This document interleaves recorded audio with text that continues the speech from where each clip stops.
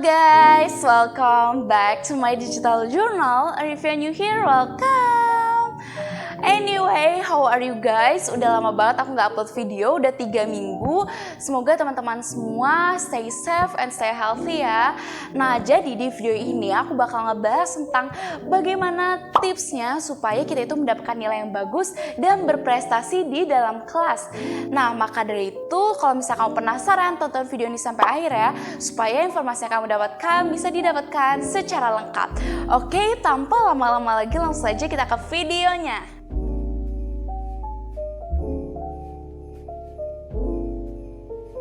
Yang pertama adalah ubah mindset bahwa IQ itu adalah satu-satunya untuk menentukan prestasi kita. Nah, nyatanya IQ itu sebenarnya tuh bisa berubah loh seiring berjalannya waktu dan juga seiring ilmu yang masuk ke otak kita. Aku kutip dari artikel Halodoc. Jadi bahwa IQ itu bisa berubah seiring berjalannya waktu. Waktu pas aku SMP, IQ aku itu rata-rata.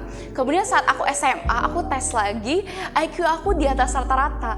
Nah, ini berarti bahwa IQ itu dinamis loh. IQ itu bisa berubah-ubah seiring berjalannya waktu. Nah, apa sih yang aku terapkan sehingga IQ aku tuh bisa meningkat sama dari SMP hingga SMA dalam menerapkan yang namanya tuh disiplin dalam belajar. Mungkin terdengar simple walaupun saat kita melakukannya itu tidak sesimpel seperti kedengarannya, karena tentu kita itu harus mengorbankan waktu luang kita. Kita ingin bermain handphone atau bisa bermain dengan teman-teman kita.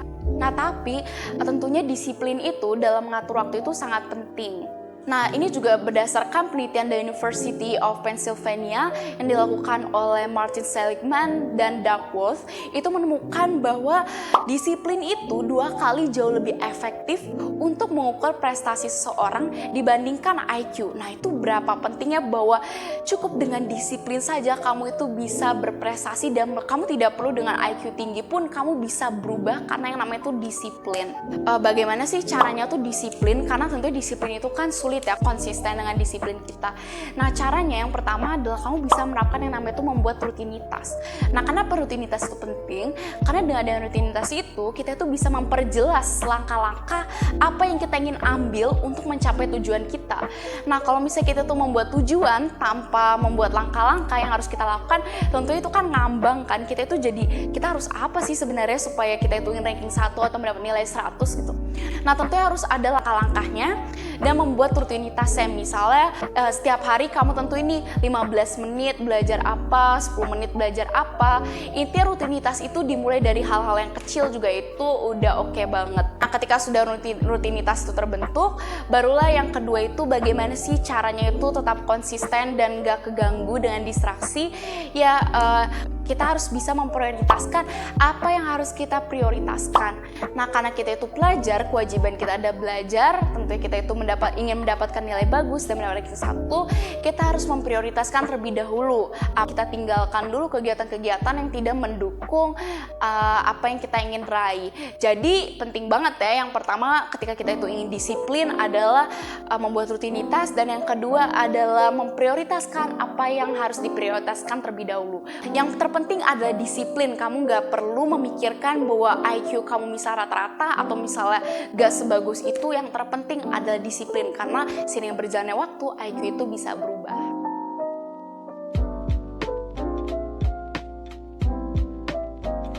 Yang kedua adalah kerja keras bukanlah satu-satunya. Nah, apa itu kerja keras bukanlah satu-satunya?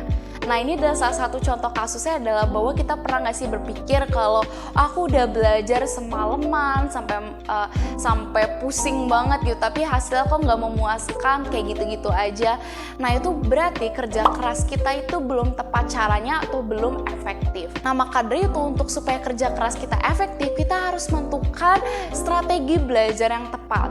Nah, di sini aku menemukan bahwa ada suatu penelitian yang dilakukan oleh peneliti di United Kingdom, itu meneliti ke siswa kelas 11 SMA apa aja sih yang mereka lakukan waktu belajar itu, bagaimana sih saat sebelum ulangan itu. Nah, mayoritas dari siswa kelas 11 SMA tersebut adalah mereka itu sebelum ulangan itu belajarnya hanya membaca ulang atau rereading dari apa yang mereka telah pelajari. Nah, Sedangkan yang di minoritas itu adalah yang practice exam atau yang latihan soal. Nah, kita menemukan bahwa mayoritas orang itu malah melakukan belajar yang tidak efektif, yaitu adalah rereading atau membaca ulang. Sedangkan yang efektif, latihan soal atau practice exam itu berada di minoritas kelas 11 SMA. Kenapa sih practice exam itu jauh lebih efektif dibandingkan hanya rereading atau membaca ulang? Nah, karena kalau misalnya kita itu hanya membaca ulang, kita itu hanya mengetes hafalan atau memori kita aja.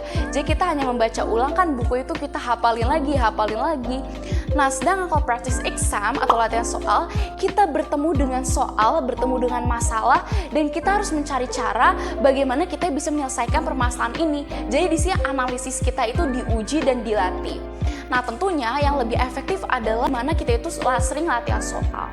Karena kalau misalnya saat ulangan bukan memori kita yang dites, tetapi adalah analisis kita yang dites. Sedang ulangan itu, soal itu bakal berbeda dengan apa yang ada di buku. Kadang-kadang kan suka dipot bolak-balik, sehingga kalau misalnya kita itu hanya berpangku terhadap memori, tentunya kita nggak bakal bisa, karena kita nggak paham, hanya hafal aja gitu. Jadi adalah di sini kita bisa melihat bahwa strategi belajar yang tepat adalah pahami, bukan dihafalin. Nah, memahaminya adalah dengan cara practice exam.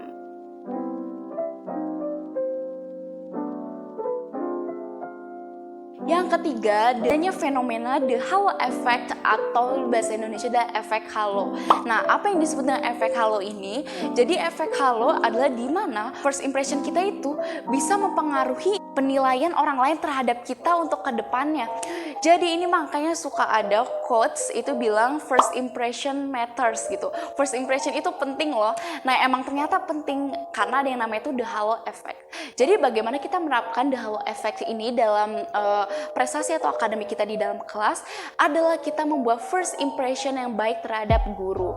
Nah, tapi dengan catatan first impression-nya itu kita tulus ya ngelakuinnya, bahwa kita itu genuine, bahwa kita itu ingin mencari ilmu. Nah, misalnya nih saat kita itu kan kalau misalnya sedang memulai semester baru atau tahun ajaran baru, tentunya kan banyak siswa yang masih malu-malu untuk mengangkat tangannya atau misalnya bertanya kepada guru, berdiskusi kepada guru.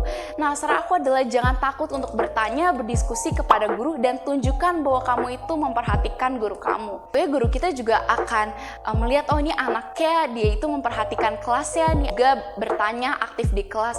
Nah, tentunya ini akan first impression kita terhadap guru kita, tentunya akan menganggap bahwa kita ini anak yang aktif di kelasnya, sehingga tentunya guru itu tentunya senang dengan siswa yang aktif. Nah, bagaimana ini manfaatnya untuk kedepannya? Tentunya kedepannya kalau misalnya kita menemukan pelajaran yang sulit, kita langsung bisa bertanya dan berdiskusi kepada guru kita, apa sih bagian mana yang kita masih belum pahami, sehingga kita itu bisa memahami lagi tentang apa yang kita pelajari. Jadi penting banget dengan yang namanya tuh kamu memahami dan memanfaatkan yang namanya tuh the halo effect.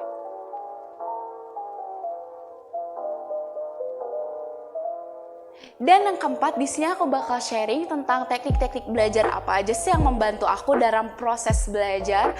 Nah, yang pertama ada the Feynman technique. Ya, mungkin aku udah sering mention teknik ini di video-video aku lainnya, dan memang teknik belajar ini adalah sangat membantu proses belajar aku di dalam kelas. Nah, jadi the Feynman technique itu kalau buat kamu yang belum tahu adalah teknik belajar di mana kita itu mengajari apa yang telah kita pelajari kepada orang lain. Nah, bagaimana sih menerapkan the Feynman technique ini dengan baik dan benar? Nah, caranya adalah pertama-tama kamu pelajari dulu konsep apa yang kamu ingin pelajari. Nah, setelah kita mempelajari konsepnya nih, baru kita ajari nih apa yang kita telah pelajari itu ke teman kita, atau misalnya kamu juga ngajarin ke adik kamu, atau ke orang-orang yang tidak mengetahui topik yang sedang kita apa yang kita sedang pelajari juga boleh banget. Nah, setelah kita mengajari ke orang lain, yang ketiga kita ada di tahap dimana kita itu menemukan bagian-bagian mana sih yang masih kita ngestak gitu. Nah, artinya kalau bagian yang kita masih ngestak ngajarinnya ke orang lain, itu artinya bahwa itu bagian yang kita masih belum pahami. Nah, oleh karena itu kalau misalnya kita udah tahu bagian ngestak kita yang mana, kita itu bisa mempelajari lebih lagi apa bagian yang kita masih belum pahami. Barulah nih di tahap yang keempat kita mengajari lagi kepada orang lain dengan secara sempurna. Jadi dengan development teknik ini menurut aku bisa dianalogikan itu adalah seperti simbiosis mutualisme. Jadi saling menguntungkan ke berbagai pihak ya.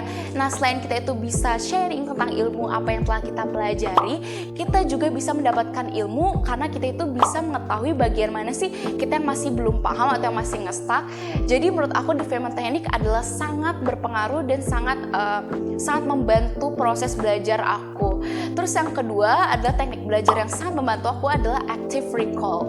Nah, active recall adalah mengingat dan menguji kembali apa yang telah kita pelajari. Nah, active recall itu sebenarnya banyak banget ya ragam jenisnya. Seperti yang pertama itu SQ3R atau yang kita sebut juga bisa merangkum tanpa membaca. Jadi kita itu merangkum yang apa yang telah kita baca tanpa membaca lagi, itu namanya teknik SQ3R. Atau yang kedua, perbanyak latihan soal. Nah, ini adalah salah satu contoh penerapan active recall juga adalah latihan soal. Kemudian yang ketiga yang aku gunakan adalah flashcard. Jadi teknik flashcard itu contohnya adalah kalau flashcard itu untuk mempelajari atau sedang kamu itu mempelajari suatu istilah atau menghafal vocabularies, belajar bahasa asing dan sebagainya. Nah, flashcard itu aku lakukan saat aku sedang mempelajari bahasa Inggris untuk memperluas vocabularies aku dan juga untuk belajar bahasa Spanyol. Aku menggunakan flashcard dan itu ternyata membantu aku banget untuk mengingat terus juga menguji kembali apa yang telah aku pelajari. Itu ada dua teknik yang sangat membantu aku adalah pertama development teknik yaitu mengajari ke orang lain, dan yang kedua ada active recall, sering-seringlah mengingat-ingat kembali dan menguji kembali apa yang telah kita pelajari. Yang kelima, the last but not the least adalah belajar di luar kelas. Yang aku maksud belajar di luar kelas itu bukan berarti yang kita lakukan belajar di rumah sendiri. Belajar di luar kelas yaitu contohnya seperti mengikuti perlombaan dan membuat study group. Nah, kenapa mengikuti perlombaan? Karena kalau menurut aku mengikuti perlombaan itu adalah membuat kita itu lebih advance dari materi pelajaran yang kita pelajarin di kelas. Jadi kita tuh selangkah lebih maju dibandingkan apa yang materi kita pelajari di dalam kelas. Misalnya kamu mengikuti olimpiade, jujur sangat membantu aku. Contohnya adalah waktu pas aku ikut olimpiade ekonomi. Waktu itu aku kelas 11. Terus di situ aku harus udah belajar materi kelas 12. Terus waktu pas aku kelas 12 akhirnya aku lebih udah pernah mempelajari ini, jadi aku tinggal ingat-ingat kembali aja. Jadi ini salah satu hal yang menurut aku sangat membantu proses belajar aku juga dan mengikuti perlombaan. Terus yang kedua adalah membuat study group. Nah, study group itu sangat penting menurut aku untuk sebagai platform diskusi dengan teman-teman kita. Nah, di situ kita tuh bisa menerapkan yang namanya itu development teknik, dan juga di study group itu kita nggak hanya berdiskusi dan belajar bareng, juga kita itu bisa mensupport satu sama lain, saling memotivasi, saling dukung, sehingga kita itu punya support group yang membuat kita itu selalu semangat lagi untuk belajar. Jadi menurut aku dengan belajar di luar kelas, dengan ikut perlombaan, study group adalah hal yang sangat membantu aku untuk berprestasi di dalam kelas. Well, that's all guys, itu adalah tips-tips yang aku lakukan bagaimana sih caranya itu bisa berprestasi, mendapatkan nilai bagus di dalam kelas. Semoga bermanfaat ya. Nah, kalau misalnya kamu suka dengan video ini, jangan lupa untuk share video ini ke teman-teman kamu supaya teman-teman kamu juga semangat untuk meraih prestasi dan nilai yang bagus di dalam kelas. Okay, see you in the next video. Dadah!